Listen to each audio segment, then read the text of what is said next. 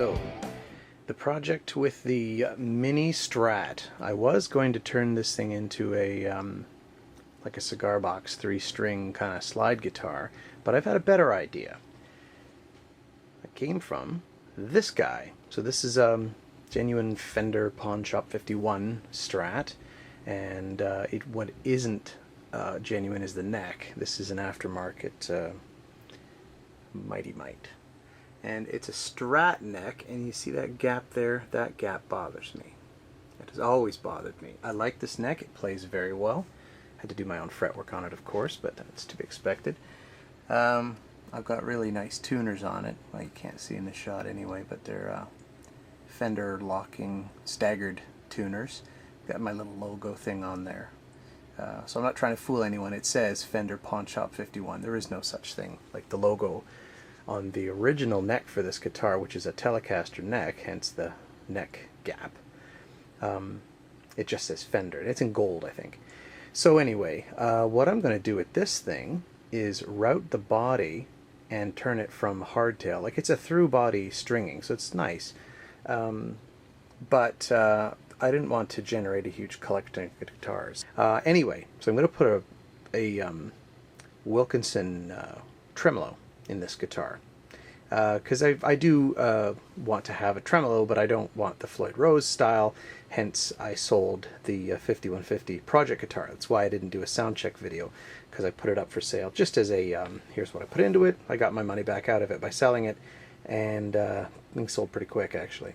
So anyhow, we're going to experiment first. Before I start cutting up a perfectly good guitar, I'm going to take the neck off of it and fit it onto this thing. So this is a Mini Strat. The body is obviously smaller, not by much, but you can tell where the back of the bridge is, that there's an extra couple inches of timber there. So this thing, the body's also a lot thinner, so you'll notice, like when you look at a Fender, there's your neck joint in a typical Fender, and they're always a huge handful of uncomfortable wood. The Peavy's got a nice rounded neck joint. I like that. So I also bought a one of those Fender neck plates that's rounded. So I'm going to grind the wood off and put the I'll probably do it to this one actually. Makes more sense. Anyway, just grind that corner off and then drill a different hole so I can put the Fender neck plate, the one that's on the what is it? American Standard? I don't know. Anyway, you know what it looks like. It's not a 4-bolt square pattern. It's the one bolt's moved ahead because the wood's rounded off. So anyway, I'm going to put this neck onto this guitar, which will make it a 25-inch scale.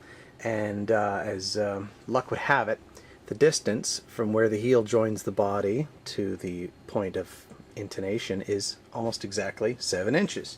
And on this guitar, the heel joint is actually here behind this fret, and again 7 inches. So that worked out really well without really having to adjust the intonation too much. It has to be done anyway, but the neck will just turn this body into a working full scale.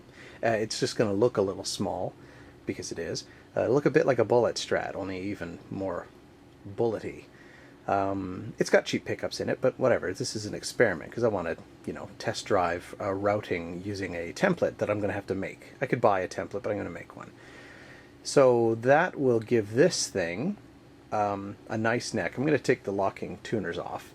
The tuners on this thing are the sort of Fender Cluson style tuners that I put on. The cheap crap that this thing came with, I threw out. And then, so it'll still have decent tuners because those are nice. Good neck that I'm comfortable with. And then this will just be the guitar that sits in the living room, or maybe a travel guitar because it's smaller. Kind of interesting idea. And then this telly bridge, I don't know, I'll find a new home for it. I have the rest of the proper Telecaster bridge. This is just the saddles I took off of it. So anyways, we're going to get to doing some surgery, and step one is fitting the full-scale neck onto this body and see what we get. One thing I should point out, here's the bridge I'm putting on. This is an 80s era Fender Squire bridge. It had the Fender stamped saddles on. I still have those, they're in a bag. So I'll get those out. But this is a giant, big old mass block. Very heavy. And judging by the size of it, this is going to darn come close to sticking out the back of the guitar once I have it fitted. But I don't care. That was just kind of the fun of doing that. So we're going to proceed anyway. The body of this particular guitar is actually quite thick relative to others, like my Squier Jagmaster mahogany body. That was a much thinner body than this. But this is obviously way thinner even than the other one was. So it, when I put this bridge in it, because it's a relatively standard size, this is going to stick out probably, or at least come right flush to the edge of the body, which it shouldn't do, but you know, whatever. Not really that bothered by it because it's an experiment. So it's just going to be funny one way or another. And if I really mess the body up, I can always go buy a body blank and start from scratch and just build a new body for it and rescue the electronics, I suppose, if I wanted to, because they're whatever, cheap. They're free. So anyway, there we go. Alright, as you can see, this is my Mighty Mite neck, the one I'm taking off. So it's your standard sort of Strat 22 fret with the overhanging fingerboard. So the screws with the Fender neck are longer than the screws with the Squier neck, and that's on account of the thickness of the body. I drilled this neck freshly. Nice square job I did there, thank you very much. And then whoever it is that drilled this thing must have just done it by hand, leaning over a table or something, because holy crap, that's terrible. So anyway, this hole here is there's the one they hang it from. So there's one here and this one too. That's, you know, when they lacquer it or do whatever they do and hang it from the ceiling or whatever they do. So anyway, I'm having to put little shims under the neck plate. The reason being, for the time being, I'm not going to drill new holes or drive screws in that actually have a different thread depth, because that's just bad news. So we are I'm surprised at how well it fit. So the neck pocket is very precise, but this wood is just soft and crappy, so I really do want to make sure that I'm threading neatly into my holes in my neck, because I don't want to wreck it. But we're going to put the neck on and string it up, and then just make sure the intonation is in the right area.